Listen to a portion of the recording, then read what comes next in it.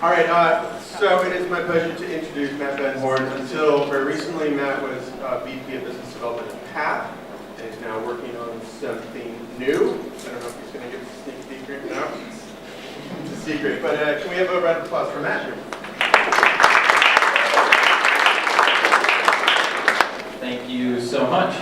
Excited to be here. I actually, at Path, we worked with Pivotal Labs on the first Android project. So I used to come here every single day with one of our engineers. Three pivots here and had an amazing experience. And, no, Pivotal didn't just ask me to do that. I just really had a really good experience here. So today I'm going to be talking about relationships and growing relationships and just kind of what I've learned so far in my short time here in Silicon Valley and San Francisco working in business development. I'm Matt. So I graduated college in 2006. While I was in school, I worked for Apple doing campus marketing. So it was my job to get the word of Apple around campus. When I started the job, I was just a big Mac nerd before Macs were cool and growing up with them. But when I started the job, there were only 2 people in my dorm with Macs out of about 100. And by the time I graduated, it was about half. So I can take full credit for that.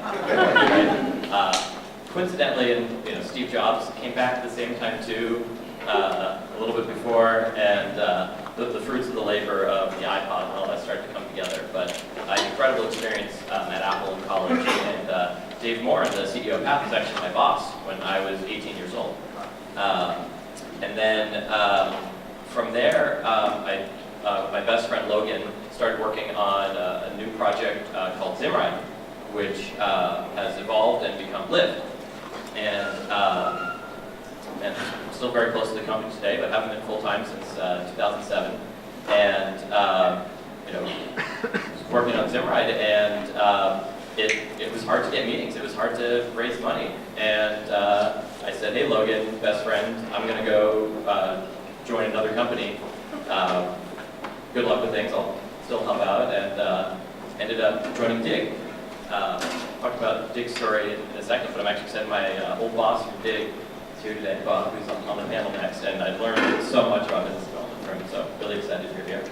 And then most recently, I've been at Path for the last 3 years, and have at some point touched everything on the business side at Path, and most recently was running platform, but from legal to finance to fundraising have touched something at some point. So Digg. So I was a huge Digg fanboy when I was in college. I actually have a video of my roast in college when I was leaving, graduating, and they called me Digg.com. I actually didn't remember that at the time, but I was just a huge fan. So I said, okay, how do I get a job at Digg? Looked at their jobs page. Only hiring engineers.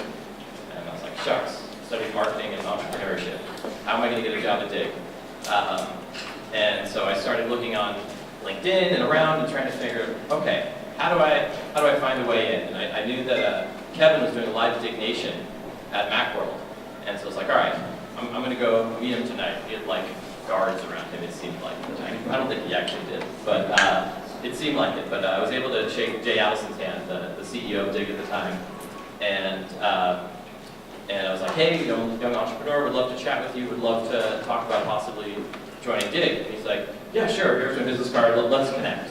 And he then kept blowing me off, and so I had to think about strategically, how was I going to find a way in? So I just started emailing random people, guessing email addresses, pretty much stalking Kevin. Go to the next slide. That's me. It's lost a little weight since then. But eventually, they said, all right, we're not going to hire you, but we'll meet you just because you're crazy and a fan and you seem interested. And then I went in there and just started for a whole proposal of everything I was going to do for the company. And they're like, all right, fine, we'll hire you. We're going to pay you pretty much minimum wage. And I was like, you're going to pay me? That's crazy. And I remember I told my mom and my now wife, I was like, it's not an internship. They're actually going to pay me. And I was beyond the moon, really excited to get in at Digg. And at Digg, I started as a marketing assistant, ended up working for Bob on the business development team, and then Bob left, and somehow I got accidentally in charge of business development. There was no one else around, I think.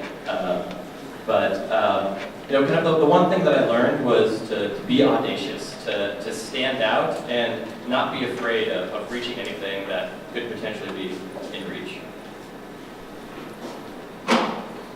So one of the first things I was tasked with by Bob actually was, go get a bunch of Digg buttons all over the internet and Digg widgets. And so I just had to do a lot of cold calling, figuring out how do I get in and talk to this person. There was a lot of publishers and managing editors and VPs, and obviously the best way is to figure out how to make a cold connection warm. If you can find an intro any possible way, that's obviously the best. But sometimes you just have to send random messages on Facebook or Instagram, Twitter. Another great method, guessing email addresses. There was a great article the other day on Hacker News about there's a tool called Reportive, which you can use to kind of look up information on the people you're emailing with. But you can also type in email addresses on Reportive, and it will tell you if there's a social profile associated with that email address. So it kind of checks it in on multiple databases. So, at Path, people could type in matt@path.com, and there was actually different matt@path.com. So you would see that would not go to me if I just typed it into Reportive. And then you could try Van Horn. And then that would have come to me, or MVH, that would have come to me. And there are a few other methods. Brian Wong, the CEO of Keep, taught me this method of the BCCs. So if you're not using Reportive, you can take your best guess, put it in the to field, and then put the others in the BCC field, and just hope that one goes through. And this works. I use it probably once a month to this date, and it works very, very well. And also when someone sees in their email address, they only see two, and they only see one email address. Even if it's not their accurate email address, they're like, oh, maybe they do have that email alias, even though they probably don't. And then on SlideShare, often people upload their slides and put their email address on there, or their cell phone number. If you can find resumes or slides, like people put all sorts of information out that they don't want on the internet, but it's there. So you have to go find it. And then also corporate numbers are starting to exist less and less. But there's actually a lot of startups that are bringing the corporate number back in a lot of ways. But a lot of gatekeepers, people that assistants and that sort of thing, they might work 9 to 5, and the phone might ring directly to the CEO or the VP at odd hours. So try calling at unusual hours. So how many people have read this book, Never Eat Alone by Keith Barowski?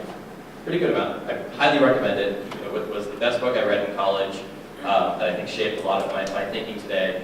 And so I read this, so I'd say this book and Digg were my obsessions in college. And I saw that Keith was doing the same conference I was at when I was at Digg. And I was like, okay, how do you network with the most network guy in the world? The guy who literally wrote the book on it. And so I'd use his advice. Okay, add value, figure out what value you can add to any relationship, and before you have any sort of ask. Is kind of one of the main principles, other than never eating alone. And so he says, best to get a warm intro than a cold intro. So I reached out to one of Digg's board members, David Z, who was on Facebook's board at the time. I saw they were connected on LinkedIn. I was like, hey, could you introduce me? And he replied with his email address, meaning he wanted to help me, but he didn't quite want to send a full intro. So I clicked forward on that to Keith. Hey Keith, got your email from my board member, and wanted to connect with you. A few things. One, I'm good friends with a few of the speakers that are speaking at this conference that I don't think you're connected to. Let me know if you're interested in connecting with them. Two, do you know the Twitter suggested user list? We're working on launching something similar on Digg, and we'd love to feature you as a suggested user. And we'd love to meet up while we're in the same town. He replied within an hour. I was shocked he replied at all. He replied within an hour, and he said, come drink wine tonight, let's hang out.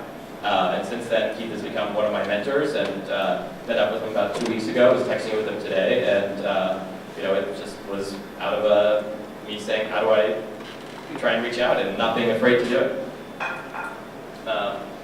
Another example of just guessing email addresses, when I was at Digg, I saw Groupon for the first time. I was like, this is amazing. I have no idea what I want to do with them partnership-wise, but we should build a relationship with them. So I guessed his email address, which was Andrew@groupon.com. I don't think that's it anymore, just a guess. It's like, hey, it's Matt from Digg, we'd love to connect. We're big fans of what you're doing here. And he replied within an hour and said, would love to connect. And we ended up hanging out in Chicago, and we never ended up doing a partnership, but was able to build a relationship with him and have talked a few times, introduced him to a few people, and it's been awesome relationship. And just from guessing email addresses because I thought his company was interesting. So it doesn't always work out.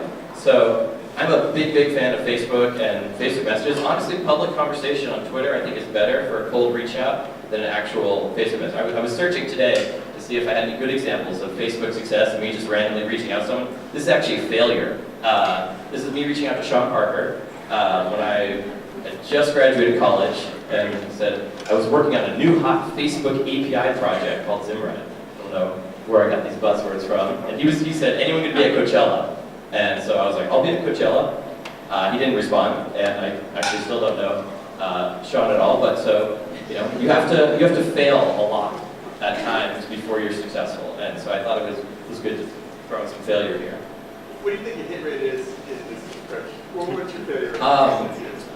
I don't know. I'd say Facebook is really low, surprisingly. I'm a huge believer in Facebook for the open graph search, finding people, especially for recruiting purposes.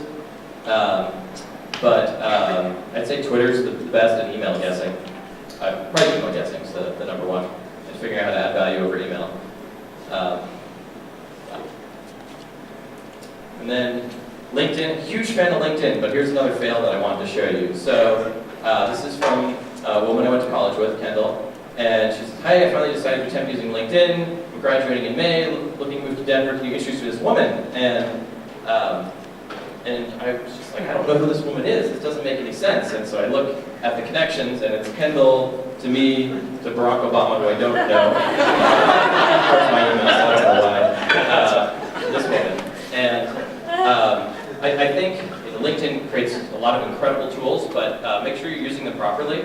And also, I honestly, that I try not to use, I use LinkedIn for search and Facebook for search, but I actually ask people to do introductions over email. I think that adds a lot of value. And I feel like, for some reason, introductions through LinkedIn feel low quality, even if the product's amazing. I'm a huge fan of LinkedIn. I pay for premium. But trying to do things over email, even though you're using LinkedIn as the source. Twitter is a great place. So I'm going to use an example of Cynthia Simonian, who's a product manager at Path, who, when she was getting her MBA, was trying to get a job at Path, and I told her I wasn't interested. I didn't like MBAs. MBAs have grown on me since then.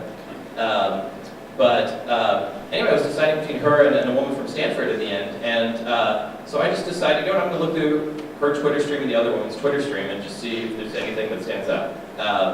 And Cynthia was hustling. She was just replying to every entrepreneur she could possibly imagine, and was just like praising Square, and then Jack Dorsey's responding to her. She's like, thanks, I'm very interested in mobile. Looking to spend my summer interning space. I emailed my info to @recruitingdiva, smiley face. And even though she wasn't just obsessed with Path, I loved her hustle. And she continues to do this today. She actually asked for permission to use this, and I had a few other awkward ones she'd posted in the last week or two to entrepreneurs. She's like, please don't post those. On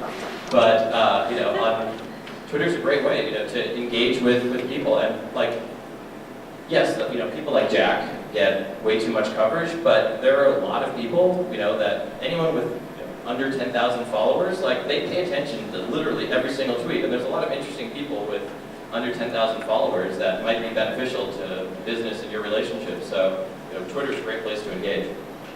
Where did she get a job? Pat. Oh, okay. I hired her. Another method that's completely overlooked is instant messenger.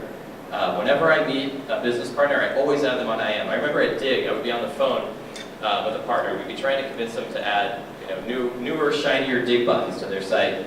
And I knew that if I could get their engineer on IM, I could close the deal pretty much, as bizarre as that sounded. So I'd be on the call, and I'd be like, hey, can I send you a link? They're like, sure. I'm like, what's your IM name?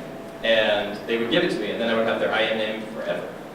I still have it. And with that, I could just follow up and be like, hey, did you get here's the sample code, we're able to get this done, we're able to get this in. But IM is totally underutilized. And a trick with IM, how many people here use Gmail or Google Apps in their business?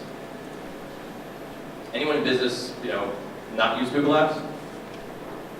All right, okay, got 2, 3.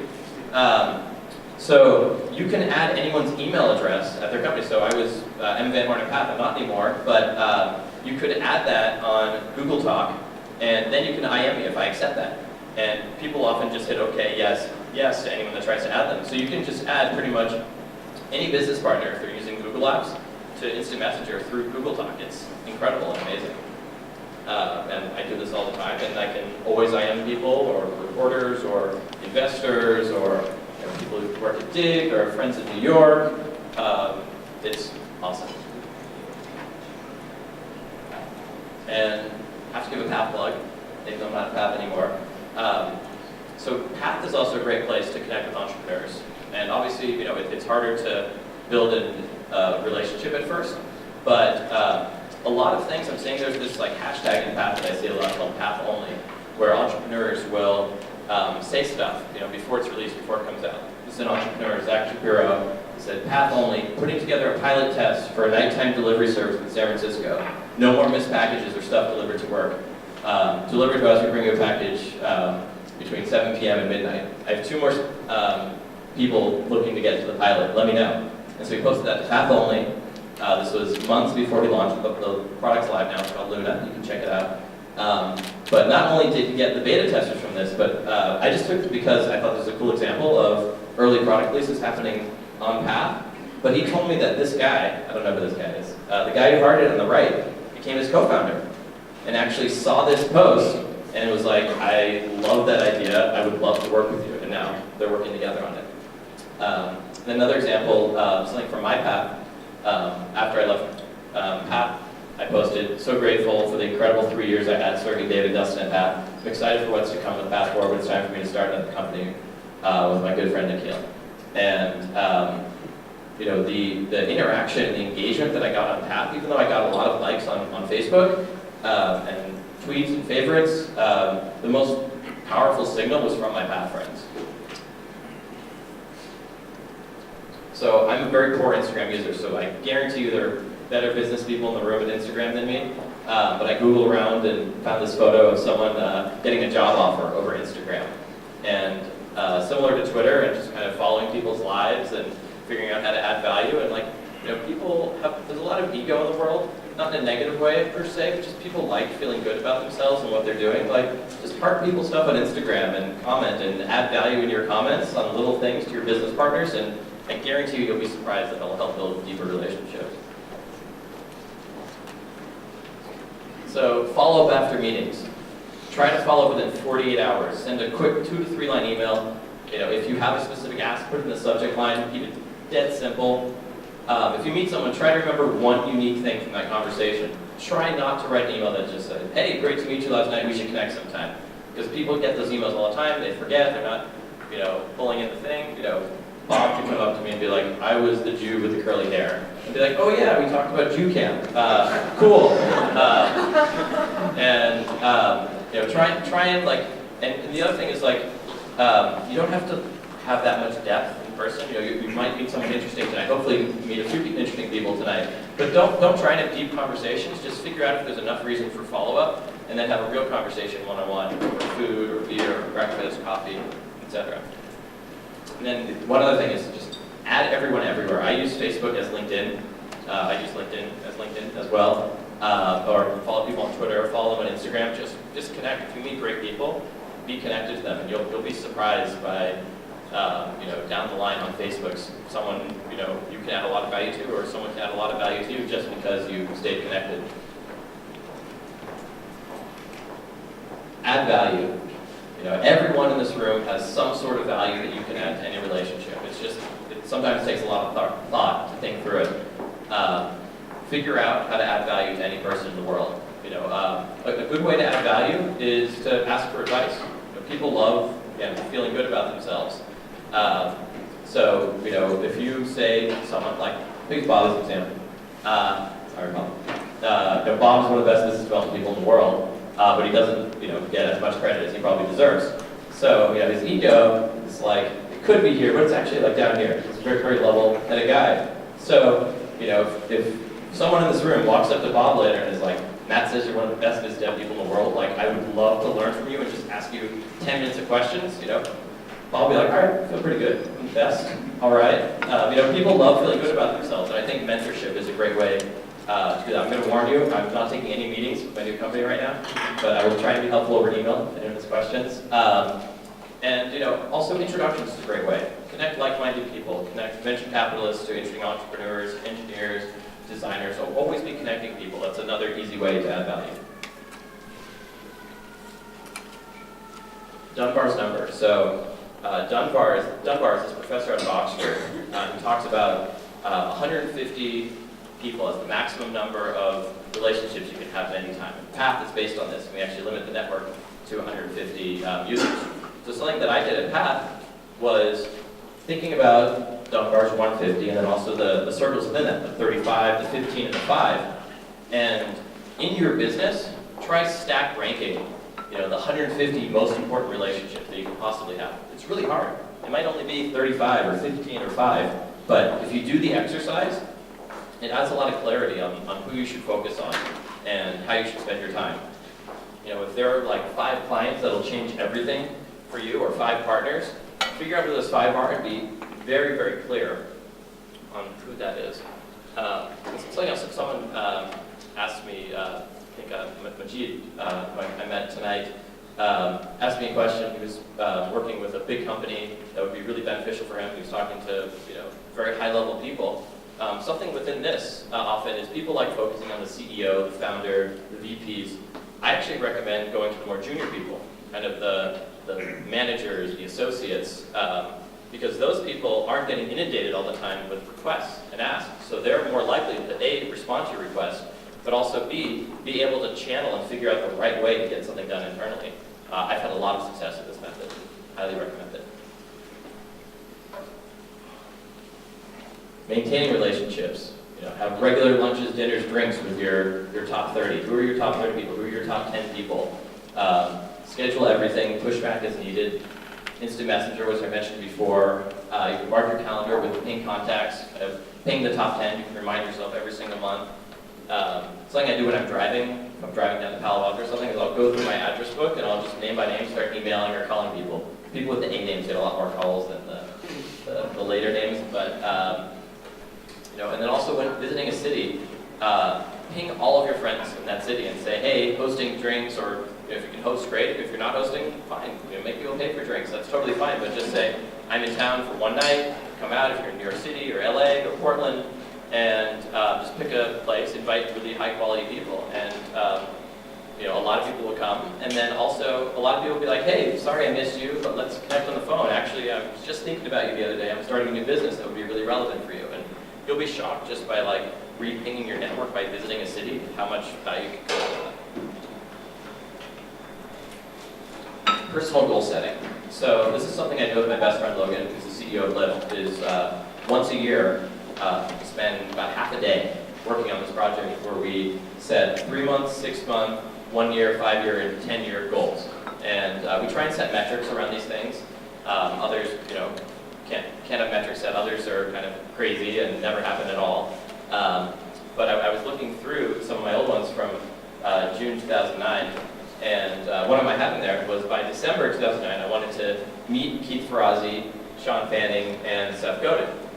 Sean Fanning, founder of Napster and Path, and Seth Godin, author, I believe out of upstate New York, definitely. And anyway, Keith's become a mentor of mine. I ended up joining Sean Fanning's company. We're very close, and I still have not met Seth. So if anyone in the room can introduce me to Seth, that'd be awesome.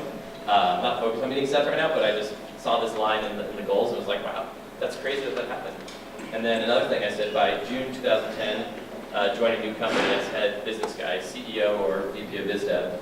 And that was crazy at the time. I was biz dev manager. I was asking Bob for a promotion, and I was able to stay a biz dev manager. I was not good enough to be a director, but I still put in my goals, and somehow, some way, it magically happened at Path. And so I think just writing things down can, it's a tough exercise. It's grueling. It can be painful. You don't always look at it. Like, I'll often forget about it for months, but subliminally, just because you wrote it down, you'll be surprised at how many of these things might actually be true.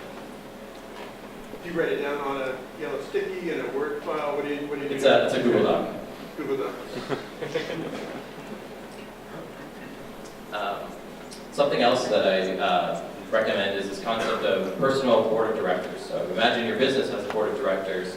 How can you as an individual have your own personal board of directors? And I think it evolves and changes. Bob jokes all the time that he used to be in, but now he's out, and he's mad at me for that. Always have a group of people that are in your corner supporting you, and try and meet with them regularly. And there's this action that you can do where you say, "Hello, Bob, will you be my mentor?" And I remember I asked, I think we were in New York, and he said, "I thought I already was. Am I not anymore?" But just that act, even though it sounds weird and it doesn't actually mean anything, and you might not ever follow up, they might not ever follow up, but something really nice can come out of that. And back to the ego stroking thing, like it works really well in that capacity as well. And you also can get a lot of amazing people to learn from. So conferences, how to rock a conference. Preparation, planning in advance. Have a list of, say, the 5 to 20 people you must meet at a conference. Try and get introductions beforehand, get email addresses beforehand, figure out, get cell phone numbers, then mass text. Say, hey, I'm in this room, at this conference room, come meet me, and just keep in constant text message barrage. And it's really difficult to schedule a conference, if anyone's tried that before. So I try not to schedule, I try and keep it off the cusp, but know who your most important people to meet are.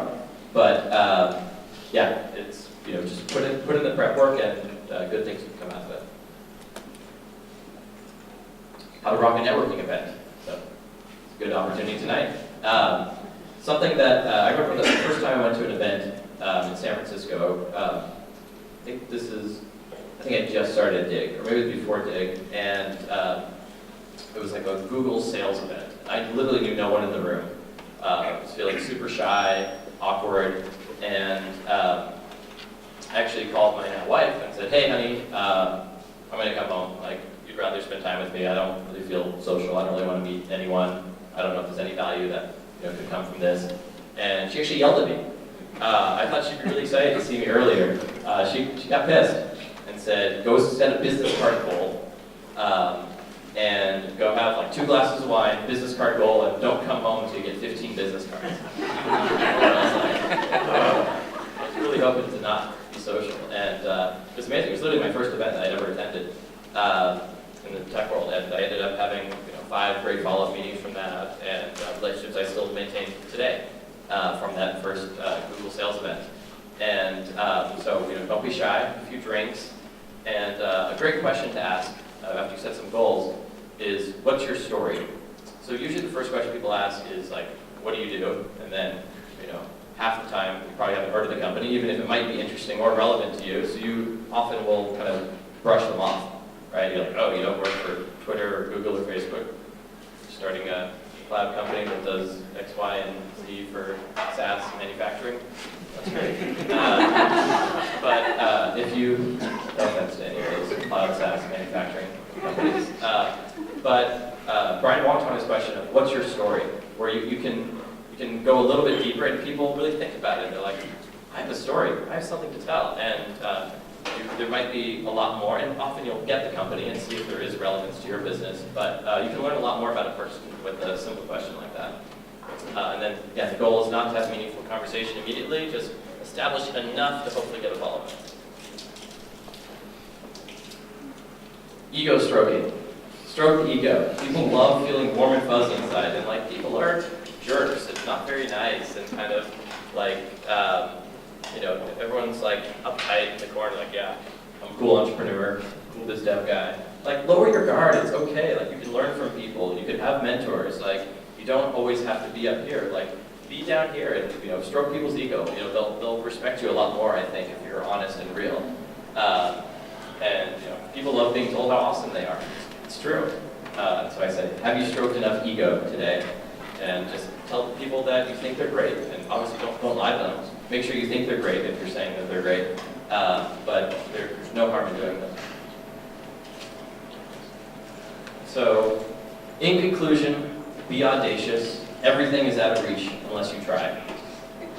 Follow up, make relationships out of meeting people, and then find ways to kind of stack rank and maintain those relationships and figure out the best way to add value. Awesome. Let's do like 2 questions. If anyone has questions, yes, you're first. Tell us a little bit more about your wife. She sounds fascinating. She's the best. I'm biased though. She's amazing. She was a lawyer that was not in tech and saw all the amazing stuff that all my friends were doing and the world that we all live in every day. And so she quit the law with no job and tried to hustle and find a few startups that might hire her. She failed the first few times. Then she got acquired by Karma Science, or not acquired. She joined Karma Science, the gift-giving site. And then 2 weeks later, Facebook bought them. So now she's on the strategic partnerships teams at Facebook, and she's amazing. Yes, sir. So you talked a lot about just reaching out to people and texting them at conferences and all these kind of things. Where do you cross that line of creep factor? How do you manage that if you're texting people that you don't know? Can everyone hear? Did you ever hear the question? Yeah, the question is like, when do you cross the line of creep factor in trying to get in the door? Stalking, like the Kevin Rose photo.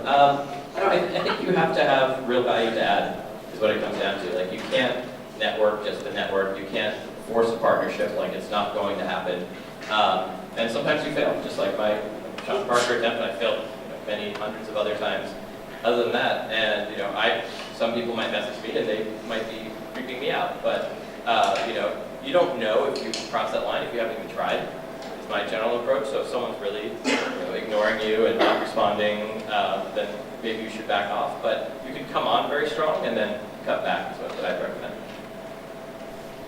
Maybe one more question. Who's got a good one? Yes, sir. Quick one. I just tried the Path-only hashtag on Path, and I only got results from my network. So how do you find all these cool kind of, inventions? Yeah, so you have to expand your Path network. Maybe meet some new Path friends tonight. But you say you're limited to 150 people now. Exactly, yeah. So Path is private, and everything happens within the Path ecosystem.